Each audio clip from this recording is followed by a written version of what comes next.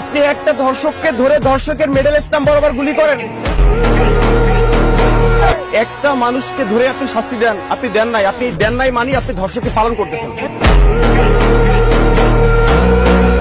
3-4 দিনের ভিতরে অনেক ধর্ষণ হয়েছে আমার দেশে, আপনি একটা ধর্ষককে ধরতে পারলেন না। আজকে যদি হাসিনা দেশে থাকতো আপনাকে আমাকে বুকে গুলি করতো, তাহলে আপনি ধর্ষককে ধরে গুলি করতেছেন না কেন? আজকে সাধারণ ধর্ষকের হাতে যদি পিস্তল থাকে, গুলি থাকে, আপনার প্রশাসনের হাতে তো পিস্তল গুলি আছে। আপনি আমাকে সার্চ করেন, আমার কাছে পিস্তল থাকলে আপনি নিয়ে যান, সেটা যদি না পারেন তাহলে নাইমা যান।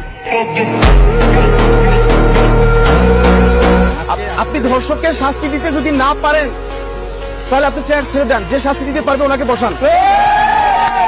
আমার দেশের মা বোন যদি নিরাপত্তায় না থাকে, আজকে আপনার মেয়েকে ধর্ষণ করলে তো আপনি কান্নাকাটি শুরু করে দিতেন ভাই।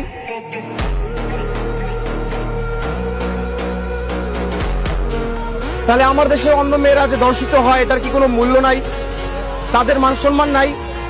তাহলে আপনি খুঁজতেছেন না কেন? আপনি একটা ধর্ষককে ধরে পিলারে টানাচ্ছেন না কেন?